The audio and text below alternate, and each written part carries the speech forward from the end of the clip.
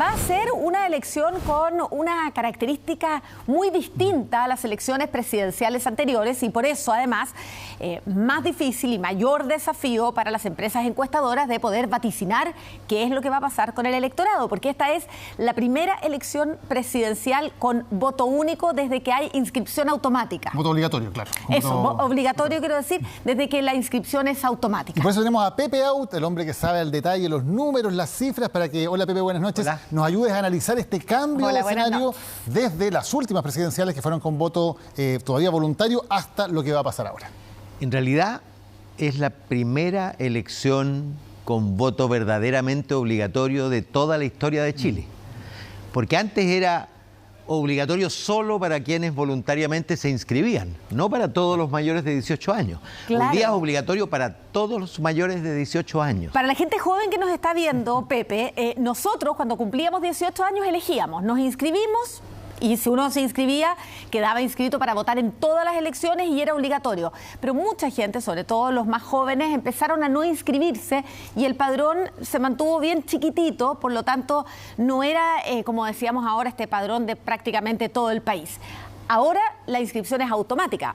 Todos tenemos la obligación de ir a votar. Efectivamente, el registro civil envía a quien va a cumplir 18 años antes del día de la elección y quedan automáticamente inscritos y por lo tanto obligados de concurrir a votar. Revisemos los números, Pepe, para entender cómo han sido los cambios y qué podemos esperar también de lo que viene ahora. Esta es la participación con voto voluntario. Esta es la cantidad de gente que votó en la presidencial 2013, 2017 y 2021, donde andamos más o menos en torno al 50%. Que es, Daniel, el mismo volumen de participantes del 88, 89. O sea, votaban 7 millones de personas en las elecciones presidenciales. Claro. Y eso cambia entonces después de esta elección cuando se incorpora el voto obligatorio, que debuta, recordemos, lo vamos a ver ahora, en el plebiscito del apruebo y el rechazo a la Constitución. Y vean ustedes el salto gigantesco de los 7 millones que estaban votando, ahora votan más o menos 13 millones en todas las elecciones que se han dado desde que se vuelve a implantar el voto obligatorio. Si lo vemos en términos de porcentaje, que quizás es más impactante, pasamos de ser un país que votaba menos del 50% de la población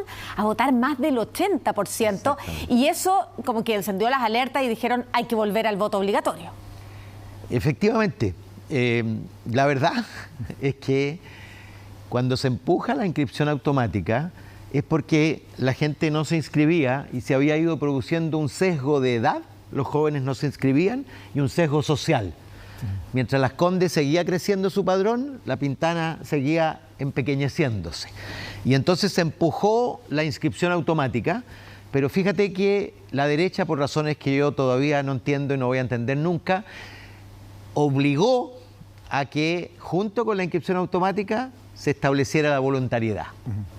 Claro, y ahora entonces eso cambió y hay voto obligatorio. Cambió desde el plebiscito de salida. Desde el plebiscito. Y lo interesante, Pepe, es que no solamente vota más gente, sino que la gente que vota, que se ha hecho obligada o que se incorpora a este padrón y que no votaba voluntariamente, no ha tenido un comportamiento electoral igual al del padrón anterior. O sea, ese cambio no solamente es que vote más gente, sino que al menos hasta ahora esa gente ha votado distinto. ¿Cuál es el comportamiento de esa gente que ahora va a votar más bien obligada, porque es obligación votar? Sí, la verdad es que ha habido un proceso de repolitización igual. Porque cuando tú votas una vez, te informas un poco, cuando votas por segunda, te informas un poco más.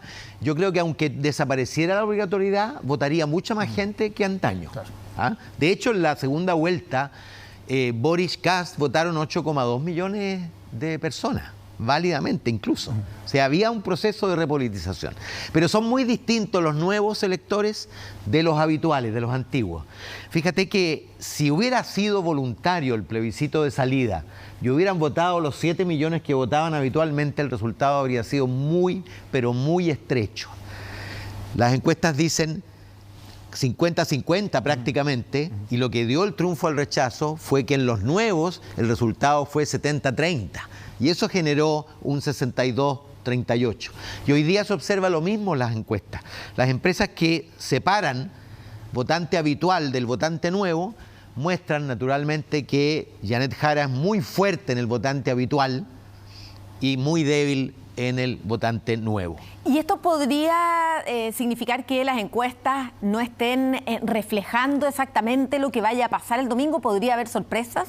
Puede ser es un elemento de incertidumbre porque están subrepresentados los electores nuevos en las muestras de las encuestas, porque obviamente tienen menos interés y mientras más complejo el cuestionario, menos representados están los nuevos electores.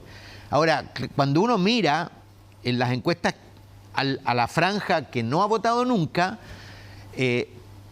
tiene un diferencial a su favor Kast, Parisi particularmente, Kaiser en tercer lugar. Este es el padrón de la elección que vamos a tener el próximo domingo. Ustedes ven 15.779.102 personas y se repite el comportamiento de la vez anterior. Va a votar una gran cantidad de ellos. Pepe, ¿podemos decir que estos nuevos electores son más de derecha de acuerdo a su comportamiento o es más bien que son un poco más antisistema o hay más voto de protesta? ¿Cómo describirías ese cambio en el comportamiento? O sea, primero son electores que desconfían del Estado, por algo no estaban inscritos.